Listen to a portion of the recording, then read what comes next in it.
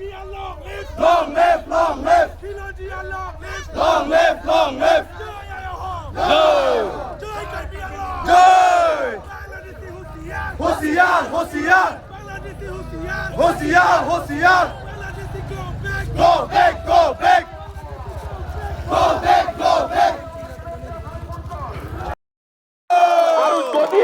আৰু যদি আমি যদি নিজৰ মাতৃভূমিৰ কাৰণে এজন ভূমিপুত্ৰ হিচাপে মাত মাতে যে ভুল কৰিছো এনেকুৱা ভুল আমি হাজাৰ বাৰ ভুল কৰাৰ কাৰণে সাজু আছো আমি আছো যিহেতু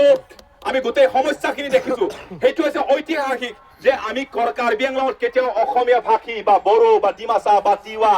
গাৰো এওঁলোকৰ লগত বহি পেলাই আমি কেতিয়াও আমি কথা পাতা নাই আজি বকৰীয়া ঘাটত আজি বলংক মাটিত আজি অসমীয়া ভাষী মই অসমীয়া ভাষী বুলিও নকওঁ মই খিলঞ্জীয়াসকলে যিসকলে তেওঁলোকে নেতৃত্ব দিছে যে কেনেকৈ যে খিলঞ্জীয়াসকলে ঐক্য হ'ব লাগে এইখিনি ক্ষেত্ৰত তেওঁলোকে মাত মানা থিয় দিয়া বা ৰাজপথত ওলাই অহা মানে সেইটো নেতৃত্ব দিয়াটো সেইটো ঐতিহাসিক আমি কেতিয়াও আমি একেটা মঞ্চত আমি এটা বৈঠকৰ বহা নাছিলো যে ভাই দাদা বাইদেউসকল যে অসমীয়া ভাষীসকল যিসকল লোক ইয়াত খিলঞ্জীয়াৰ মাজত যিটো বিভাজন হৈ থকা ভাগ ভাগ হৈ থকা হাতাম পুৰুষীয়া যিটো অসমীয়া ভাগ ভাগ হৈ থকা এইটো আমি কেনেকৈ যে বিভাজন হৈছিলো ভাগ ভাগ কেনেকৈ হৈছিলো এই কথাষাৰ কেতিয়া আমি আলোচনা কৰা নাছিলো বা কেতিয়া আমি বিবেচনা কৰা নাছিলো কিন্তু যে আজি অসমীয়াসকলে খিলঞ্জীয়াৰ মাজত বড়োই হওক ডিমাচাই হওক গাৰোই হওক অসমীয়া হওক যে কাৰ্বি হওক আমাৰ মাজতে নিজৰ সমস্যা নিজৰ সন্মান নিজৰ আদৰ যে একেলগে গঢ়ি তুলিব লাগিব সেইটো হৈছে এটা ডাঙৰ এটা ঐতিহাসিক সেইকাৰণে অসম চৰকাৰক জনাব বিচাৰিছো উচ্ছেদৰ বিষয়টো লৈ পেলাই বকলীয়া ঘাটত কোনটো জাতি কোনটো ধৰ্ম আমি ক'ব নাযাওঁ কোনো এটা নিৰ্দিষ্ট জাতি বা ধৰ্মৰ বিৰোধিতা কৰে সেইটো নহয় আমাৰ কথা হৈছে বেদখলকাৰী মানে বেদখলকাৰী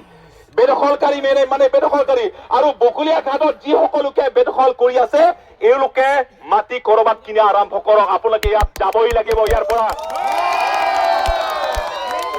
এতিয়া কাৰ্বি আংলং এতিয়া মাত্ৰ কাৰ্বি হৈ থকা নাই কাৰ্বি আংলঙৰ ভূমিপুত্ৰ এতিয়া অসমীয়া আছে অসমীয়া ভাষী আছে কাৰ্বি আছে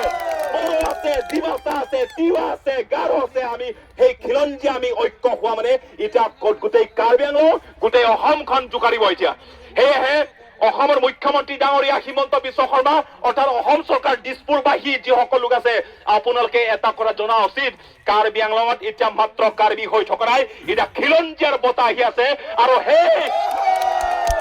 এই খিলঞ্জীয়া বতাহটো গোটেই অসমখনত জোকাৰিব গৈ আছে আৰু ইয়াতে এটা কথা ক'ব বিচাৰিছো সদায় কৈ আহিছো কৰবাত আমাৰ